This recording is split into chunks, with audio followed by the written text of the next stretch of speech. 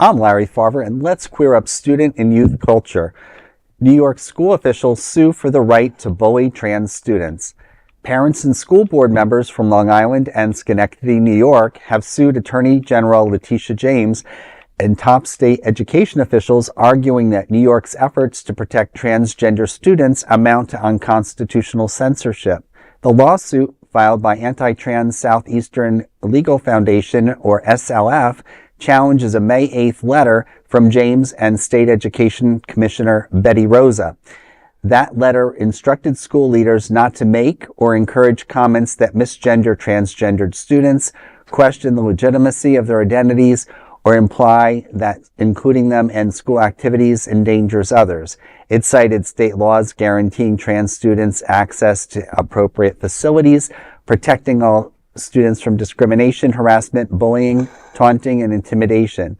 The guidance emphasized that free speech can coexist with reasonable viewpoint-neutral rules, preventing discriminatory or harassing comments. SLF argues the opposite, claiming the state is forcing school communities to self-censor. In a statement, SLF President Kim Hermann said, quote, "Letitia James' policies that say students cannot speak at their own school board meetings about the stress and problematic policies around accommodating trans athletes are anti-American and anti-constitutional," end quote. The case lands as trans youth across the country report worsening mental health amid rising anti-trans rhetoric. A 2025 Trevor Project study found that increased depression, anxiety, and suicidal ideation tied to such political attacks. Wow, it's really surreal to hear this story. I was having some flashbacks while I was reviewing this for our broadcast tonight. And, going back to when I was growing up and going to a middle school guidance counselor seeking out help as a future out gay man, but at the time I wasn't out, and I was the only gay preteen in middle school. And I was told basically by the guidance counselor that they're going to be kids like you who get picked on. I was a football jock and basically picked on kids like you. And that was the end of our meeting, and I walked out. I was not polite. I wasn't disrespectful. But many years later, I remember telling my mother this, and she said, "Why didn't you tell me?" I said, "What would you have done at the time?" It was a very different time than we are in now. But to see this resurgence and justification is just appalling. I mean, sorry, this is just another one of those at this point, I call it election campaign stunts, because these so-called legal foundations, they try to model themselves the right-wing equivalent of the ACLU or the Southern Poverty Law Center. They all want to fashion themselves as the crusader of justice, but only on the other side of the aisle, and they're suing what exactly? I mean, this is New York State law. It is New York State public schools. If you don't like the public schools, there's also plenty of religious private school that you can send your kids to. Mm-hmm. Absolutely. Letitia James is a very studious attorney general. I've met her.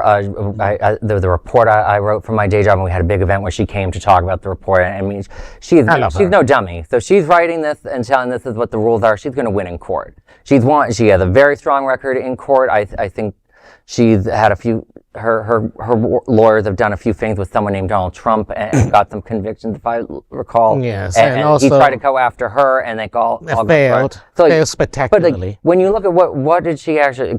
School leaders can't say harmful things to their students, and yes, that's important. I'm sure that I know you call it an electoral stunt. These groups don't do electoral stunts. They do very horrifically smart attacks on trans kids. I remember when I was at Media Matters, one of the last things I researched on was trying to figure out, what was going on with this one school fight where a mother had to go to a school committee because they were a group of parents were trying to block their kid being able to use the restroom. This child was 6 or 7 years old at the time, and they were considered that they were the problem. They considered wanting to take their own life because of it. And who was behind that? Because I had to go digging through that parent group's Facebook.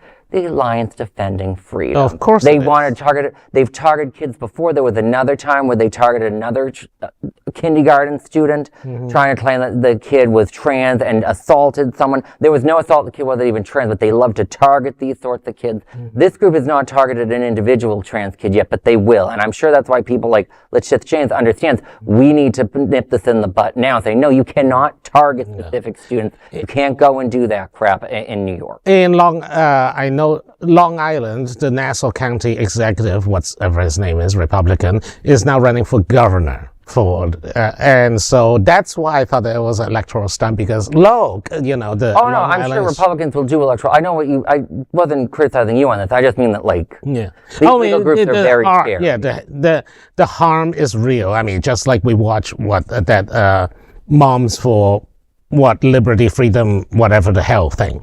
And they went in and dominated school boards. And that's one thing that some of us liberals kind of fall off the wagon often, is that we don't look at small races. Small races make huge impacts. Small races like school boards make huge impacts. But the opposition can keep creeping in and impose their values onto the entire public school system at large, or with the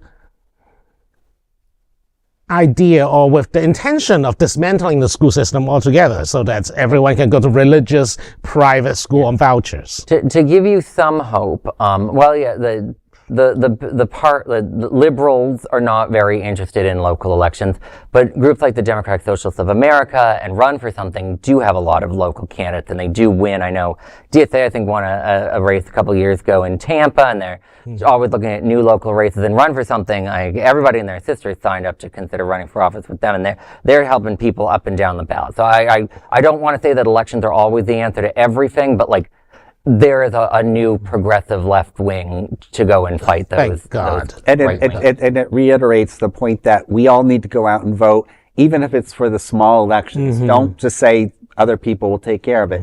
Your vote counts. Every time around November, every year, look at your November calendar. There might be an election on the horizon. And Run for Something. I was horrified in my own town, Wilton Manors, with last election. Everyone and their sister ran for mayor, apparently. All the commissioners that were up, I think there were two of them, they didn't have any opponents. I was like, maybe one of you guys running for mayor could have run for commissioner. Just give us a little bit of choice, you know? You have to do it everywhere. Alex, are you willing to throw your heads in the ring? I could be your campaign manager, Bobby. What? No, the other way around, honey. The other way around. Yeah. There is no other queer nonprofit media platforms like this in the entire world. Support our LGBTQ stories by sharing them and subscribing to Queer News Tonight.